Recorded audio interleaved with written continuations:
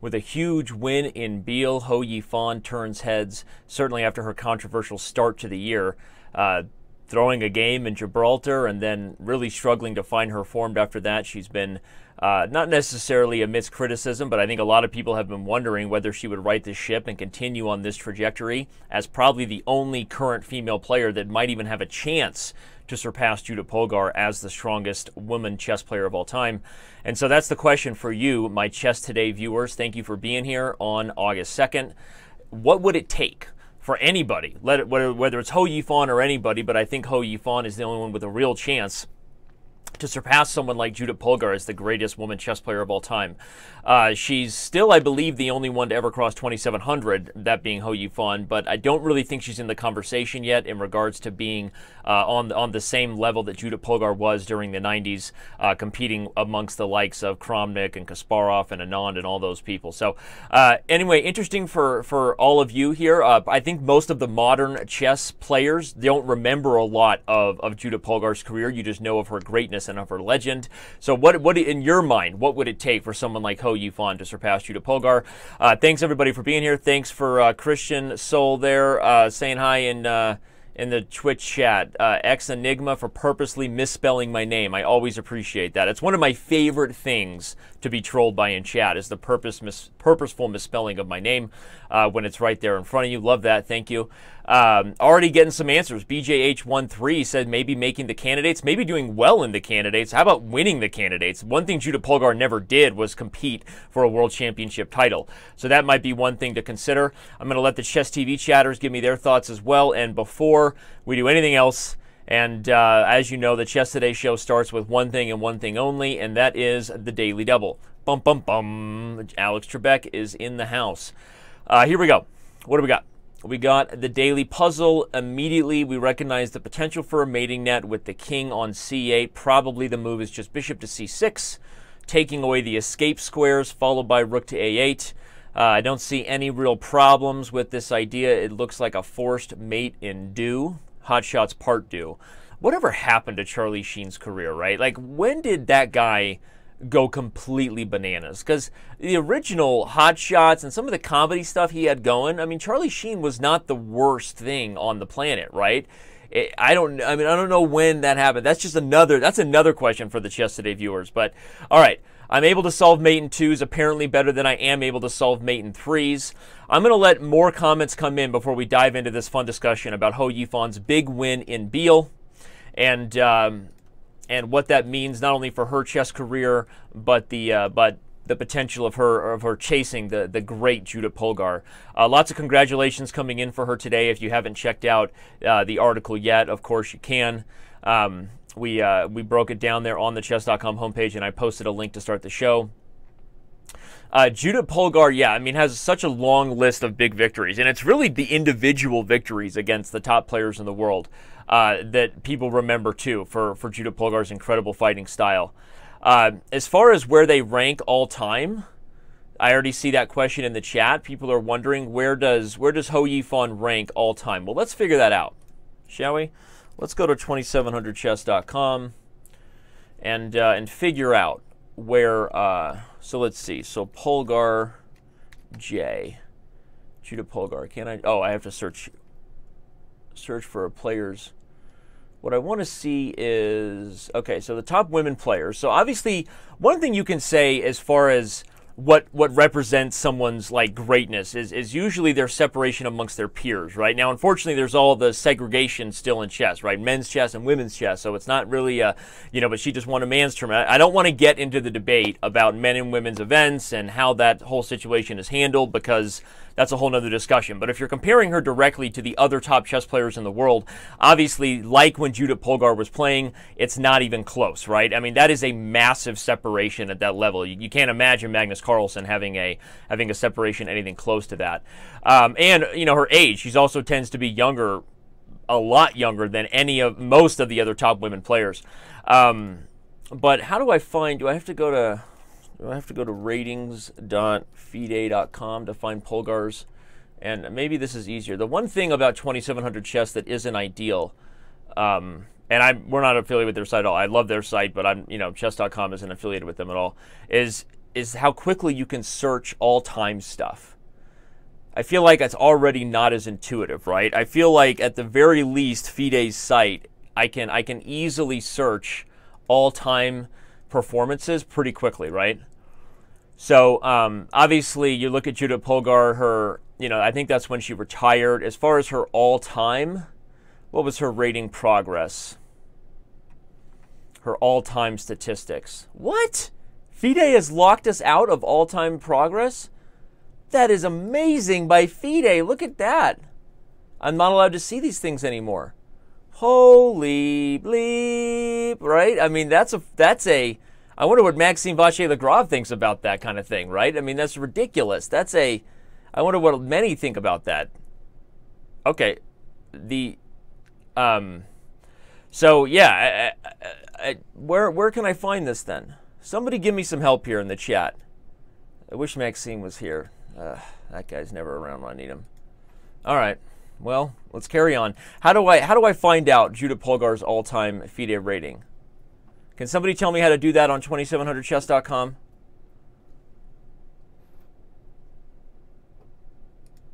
Plot twist.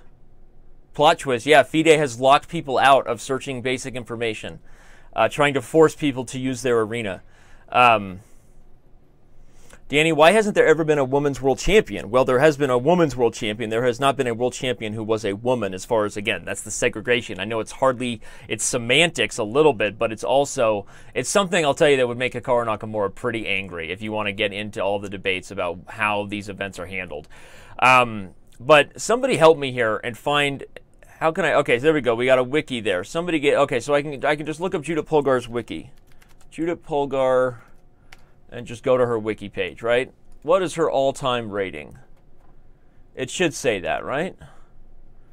FIDE 2675. Okay, peak 2735, right? So that's still her all-time rating. That's ridiculous. And what's Hou Yifan? That's pretty good, right? That's a pretty good performance there.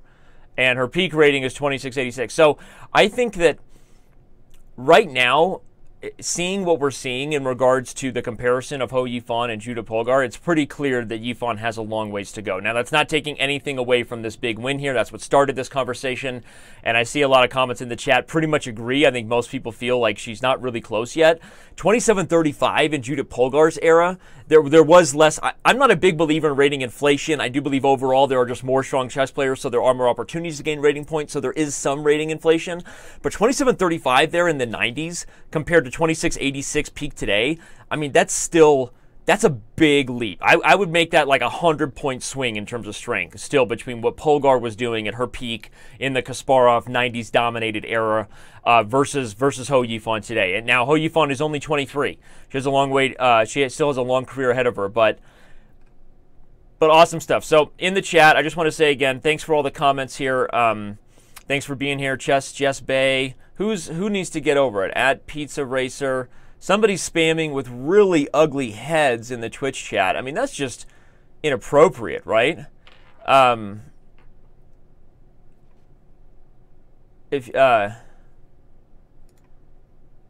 Yeah, well, we're not getting into the debate about male versus female chess players, all right? So calm down. The point is, that's right, and the point is that it's a of course, they're all great players, but we're comparing right now is just to, the legend herself. Judit Polgar is a legend, I mean, she is the greatest women's chess player of all time, and nobody is getting close to her. And so that was the question. What would it take? So anyway, so I'm going to dive into some daily chess games now. This has been a fun little topic. I'm glad the chat is bumping with this. It seems like there's some pretty healthy arguments going and some pretty creepy stuff going on overall. But now, as you all know, my favorite part of the Chess Today show is when I get to try to play chess as well as someone like Maxime Vachier-Lagrave and fail miserably at it, right? I'm going to play my daily chess games, talk you through my moves, provide whatever chess instruction I can. We've solved the daily puzzle, time for some daily chess, and then we're going to wrap up the show and talk about what's on the horizon. Right after the show, by the way, is the Sinquefield Cup live coverage getting started, so don't go anywhere. Now, what's going on here with R Factor 33? Okay, funny thing, Danny, I had this position prepared for this game. By law of deduction, I figured you would not play the Bogo or Queen's Indian. Now let's see if my shoddy ideas will have any merit. Oh yeah, I really love chess.com. What a great site. Well, first of all, that's awesome. Thank you. Thank you, Mr. R. Yeah, I mean, if you're talking about preparation here, if you're preparing for me in a daily chess game, more power to you. So what's going on here? I know there's a trap here if I take the e4 pawn. But you all know I'm pretty much not nearly as afraid of traps as I should be. I think one of the biggest reasons why e4 is dangerous to take is because of d6, right? d6 threatens the moves like knight to c7. If I have to play moves like knight a6, things continue to get weird, wacky, and wild. I don't know what the follow-up is. I should probably use my legal resources and openings books and check this out, actually. I never, ever do that. But I feel like when I'm on the Chess Today show, I like to show all that you're able to do in a daily chess game. So I'm actually going to go over. So when I analyze this position, I'm supposed to be allowed to, let's see, if I click the download and I grab the Fen, how do I quickly look up opening stuff? You're allowed to use opening resources in these daily chess games, but I thought there was a quick way to use the openings tool. Maybe there isn't.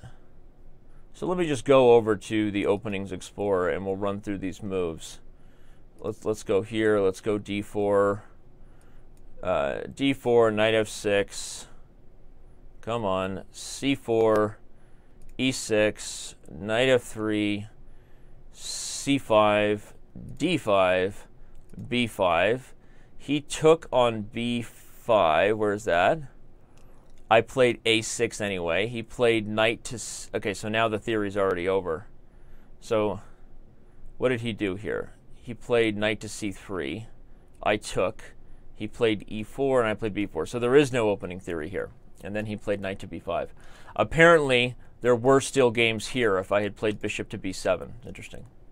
Now remember, in daily chess games, in all chess games, no, actually, to clarify, in live chess games, you're not allowed to do any resources. Anything you are accessing outside of playing a game live chess is like over-the-board chess, you're cheating. In daily chess games is essentially correspondence chess. So you are allowed to access information that is basically publicly available to all chess players, just like correspondence chess. Basically in today's day and age, the only thing you're not allowed to access is a live running engine. You are not allowed to have an engine making an evaluation or giving an opinion about any position that you have currently going in a daily chess game. So that's where it gets kind of tough because so many resources are available to so many people these days that it is hard. But I want to be clear that if you're not using openings, you can use the openings tool in your daily chess game. So it doesn't really help me. This actually has helped me not at all. This position is still, as we now know, is 100% original, at least as far as that basic tool. If I really wanted to, I could go access an openings tool on ChessBase, which probably a little deeper than our tools currently on chess.com. Though we have been keeping our opening databases pretty up to date, so it's much better than it used to be as far as regular Twig updates and making sure that all of the latest and greatest games are available. I'm not exactly sure what to play here. What's interesting, obviously, we have to be worried about my lack of development on the queen side. But what's the deal if I go for something like this? The problem is my lack of development and all kinds of stuff. This just doesn't feel like, even if he just plays this and I start backing up and he goes here, this just feels terrible. I'm pinned. I can't develop my bishop. This feels like a nightmare. So I'm not going to do any of that. What I'm going to do, I think, is just play the move bishop to a6. I think that's a good move. Bishop to a6. Seems like a decent idea. If he plays d6, at the very least now, I can capture, and then play knight takes e4. Magnus probably approves of that move. I mean, you would think. Yeah. He's not here. It's too bad. I love when Magnus is able to watch over my games, but I think he would approve of this idea. And, all right. Yeah, that looks possible, because I even maybe have this move here, which is a double attack on the queen and the pawn. So, yeah. If Magnus was here, he'd be smiling, not giving that weird, frowny, you know, who stole my cookie face, right? I mean, that's what he would be doing. He'd be smiling and approving with bishop a6, and that's what I'm going to do. So, all right. Glad we got that out of the way. All right, now we're back to the, you guys remember, I've been talking about this Pierce position, and I played this move a5 in hopes that he would open the a-file, and indeed he went for that. So I think I'm better here. I'm pretty psyched about the potential of this middle game. Not sure. Okay, I don't want to break the tension, because trading here only opens up his position. Why would I trade pawns if it gives him access to more squares? The answer is niet. I would not want to do that. But how do I improve the position otherwise? Queen to d3, queen to d2. I want to kind of connect the rooks and bring a little more pieces out. I like queen to d3. It hits a6, feels like a nice improvement to the position. The one thing I would have to worry about is if something like queen to d3 runs into c5. And now I'm worried about c4. Problem for him is something like this also terribly weakens the light squares and might immediately walk into other problems, right? I mean, even if something like this just goes straight forward, this is getting harder and harder for black. I would probably even be willing to sack the b-pawn for this kind of positional bind on the light squares. Not sure 100% about that, but I could also put the bishop there first, right?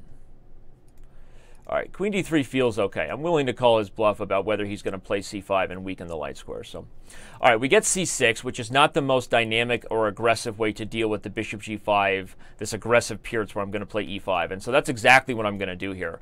I'm going to go forward with e5. Oh, wait, no, in this line, is knight f3? I don't need to play e5 right away. I can. I'm just going to play knight f3. Okay, I'm remembering now that e5 is not necessarily needed or the latest or greatest invention. Okay, they go for this. I'm going to take here. I'm worse on this Pierce. But remember that tournament I joined that I thought was just a regular chess.com tournament in yesterday's Chess Today show? Turns out it was a Pierce thematic tournament. So now I'm playing a whole bunch of Pierce positions, right? That's fun. That's fun. All right, the knight comes into d5. I'm going to prepare to Rekharovka queenside. And things are going to get weird. You know what I'm saying? It's going to get real, real nice. All right, I'm going to play this line again. I like it. I've been working hard on that variation. I've been working hard on that variation ever since Cheney told me to. All right. Wow, didn't expect this kind of position. Good games. Yeah, now we have a traditional Austrian, right? We've got a traditional Austrian. He played f4 rather than all the lines that I've played with things like g5. All right, so he's going for the knight g4 line. I'm going to go for bishop. Actually, I'll play bishop c1 first and see how he goes with that. You know, so things are going really well on the Chess Today show when I'm missing my friends. Maxime Vachier-Lagrave is one of my friends, and he's not here, but he's here in spirit, and he wishes he could be here. And sometimes he does things that are really hard to ignore. You know, I mean, most of the time Maxime is a quiet guy, kind of stays in the background. Every once in a while he does things where you just have to pay attention to him, you know, and that's the kind of thing that I expect from Maxime every once in a while. Not rarely, but, you know, you get it. I mean, it's not like he just pulled up and hit me on the shoulder or anything. He's keeping to himself for the most part. So, yeah, so the show continues. I'm going to check in on with chat again and thank everybody once more for being here. We are getting ready, in case you are not aware. If we head over to the Chess TV page, which right now still says Chess Today, and we scroll down to the schedule, we have this 2017 Sinquefield Cup starting in 5 minutes. So if you had plans for your Wednesday, time to call in sick, you know, you may wonder why you've lost your job. It might be because you chose to watch a chess show at 11 a.m. on a Wednesday. But, you know, you got to take risks in life. And I think that a big risk worth taking is just checking out the Chess TV show with the Sinquefield Cup coverage. It'll be all the best. The cast of characters they have over there. You'll have Yasser Seirawan, Jennifer Shahade. You'll have Maurice Ashley. You'll have the whole crew, the whole St. Louis crew. So it should be exciting. And and we're excited about that. So, all right, what's going on with the chat? Still lots of questions coming in. Danny, use the chess.com cap system to compare Judit Polgar and Hou Yifan. That's a good idea. Not yet, though. I don't think Hou Yifan is ready to be put in that comparison. It'll probably be pretty crushing in the favor of Polgar. I don't think Polgar versus Hou Yifan from Gonzo Chess 75, thanks for being a Diamond member, is ever going to happen. Judit is pretty retired, and I can tell you that I have invited her to compete in the Speed Chess Championship that you see above me. Okay, I have invited Judit to compete in the Speed Chess Championship every year we've had it. So this is the second year, and really tried to get Judit involved there, but she's not interested. She's retired from competitive chess. Maybe it'll take like Gary. I mean, Gary has been retired for what, 13 years, and now he's finally getting off the sidelines and going to play the Rapid and Blitz in St. Louis. Maybe it takes a little longer. Judit hasn't been retired that long, but I can tell you Judit is not interested in playing the Speed Chess Championship. So, Danny, don't worry about the FIDE ban. Danny, we all love you unconditionally. Thanks, Hack Lover. It feels a little facetious coming from you. I don't know. I don't know. I feel like there's some kind of sarcasm going on in that comment from Hack Lover. That could just be my own paranoia. Maybe I'm projecting my own feelings about how I was talked down to my whole life onto you, Hack Lover. Danny, you know what? You want to give a Diamond membership? It's nearly Christmas. You're already a Platinum member. You're doing good. That means you're one step away from Diamond. Just, keep hoping and praying. Diamonds are a girl's best friend.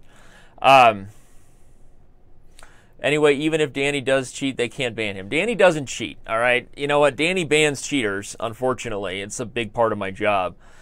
But if I cheated, sure, we could ban me. I'd ban myself. It'd be weird. It'd be a weird. I have one of those conversations. That wouldn't be any different on Chess TV, right? Danny having conversations with himself. Anyway, a lot of fun. The Chess TV chat is really, really popping.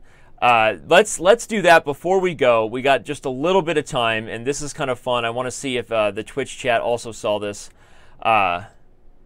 Yeah, it's really true. BJH13 says that Judit Polgar's peak rating would have her at number 26 in the world even right now, even with ratings being higher overall. They're, getting in the top 100 in the world in Judit's time used to be about 2,600, and now like it's 2,650 plus, right? I mean, it's just insane. So, okay, so apparently Amon won today, but his norm chances are gone. That's too bad. That's too bad.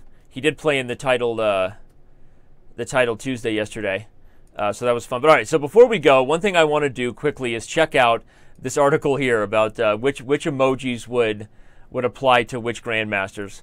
Kind of a fun idea we came out with in honor of the Emoji Movie. We just started thinking like which emojis would apply. I actually have not seen which ones apply. So we applied the nerd face to Magnus. Okay, with his new look, I guess I can get that. Wesley So is the smiling face with a halo. I guess he is kind of a goody two-shoes, right? He's a good boy. Okay, we'll take that. Fabiano Caruana is man in tuxedo. I don't know. I don't know. Maybe I have to come up with my own blog on this. That might be a little more controversial. The unamused face. I think that's pretty appropriate. I think if there's any face that describes Hikaru Nakamura, that's Hikaru Nakamura number 7, by the way. Just the constantly just like unamused face. I think we've seen that face many times before, so I agree with that. Smiling face with sunglasses. I don't know. Maxime, is he really that cool for school? That's interesting, right? Okay. Vishy Anand is Prince. Okay, that's funny. Again, not an emoji I would apply. Hou Yifan, princess. Okay, I think those were kind of easy. People are posting emojis. This is my emoji, the Rambo War Street. I love that. That's phenomenal, phenomenal. Let's give War Street a 1-month Diamond membership. Let's give War Street a 1-month Diamond membership. There you go. Ding, ding, ding, ding, ding. Somebody gets a Diamond membership. Yeah. All right, we'll make sure we take care of that. Yeah, Max Lang is not happy with the emoji fad. This is by far the worst article ever. It's not the best article ever. I'm gonna agree with that. It's not the best article ever, but okay, it's a little funny, we do our best sometimes to do chess articles that aren't about chess moves, because the chess world needs more of that.